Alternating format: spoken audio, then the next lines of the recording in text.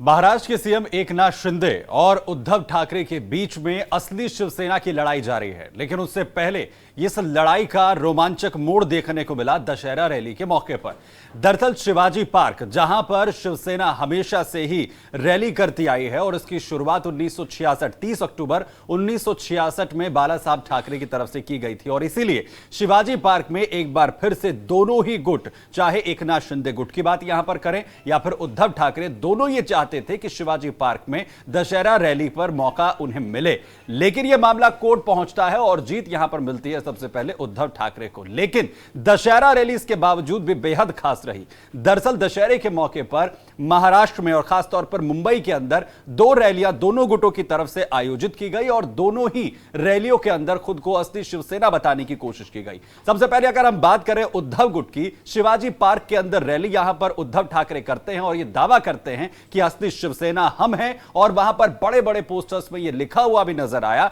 कि बीजेपी के हाथों शिवसेना को नहीं जाने देंगे और जो गद्दार हैं, जिन्होंने शिवसेना को, बाला साहब ठाकरे को धोखा दिया है, उनके खिलाफ हम लगातार लड़ते रहेंगे। और यह शिवसेना तमाम कार्यकर्ताओं की, उनकी मेहनत से, शिवसैनिकों की मेहनत से यहां तक पहुंची है। इसके बाद दूसरी रैली होती है बीकेसी में, जहां पर खुद मुख्यमंत्री एकनाथ शिंदे पहुंचते हैं शिवसेना की तरफ से रैली करने के लिए और वहां पर भी असली शिवसैनिक होने का दावा किया गया कि असली शिवसैनिक हम हैं।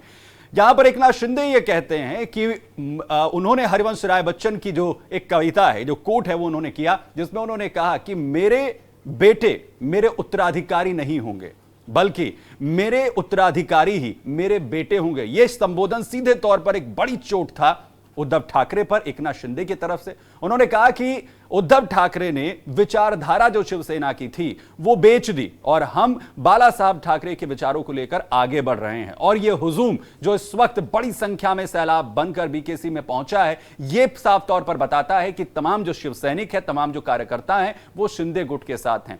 आपको बता दें कि जब शिंदे गुट ने अलग होने का फैसला कर लिया था, असली शिवसेना होने का उन्होंने दावा कर दिया था, मामला जो है वो कोर्ट पहुंचता है। कोर्ट से बड़ा झटका यहां पर उद्धव कैंप को लगता है और अब ये पूरा मामला जो है वो चुनाव आयोग में है, जहां पर ये लड़ाई अभी भी जारी है कि असली शिवसैनिक कौन है, असली शिवसेना किसकी है और तीर कमान आखिर किसके पास जाएगा।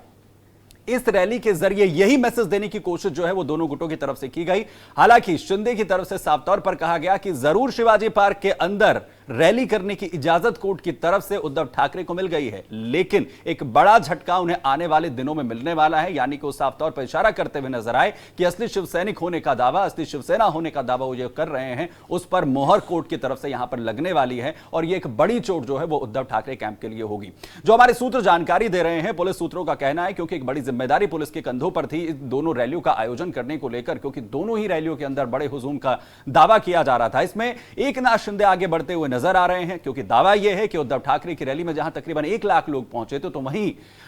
सीएम शिंदे की रैली में 1 लाख से कहीं ज्यादा, यानी कि तकरीबन 2 लाख लोग यहां पर पहुंचे। और इसी का जिक्र भी एकनाथ शिंदे ने अपने संबोधन के दौरान करते हुए कहा कि ये जो शिवसैनिक बिना किसी के बुलावे पर यहां पर पहुंचे हैं, बिना बसों में ठूस कर इन्हें लाया गया है, यह साफ तौर पर बता रहा है कि आखिर असली शिवसैनिक कौन है, असली शिवसेना कौन है और किसके साथ इस वक्त तमाम कार्यकर्ता यहां पर जुटे हुए हैं। यानी एकनाथ शिंदे जरूर एक बार फिर से उद्धव ठाकरे कैंप पर भारी पड़ते हुए नजर आ रहे हैं।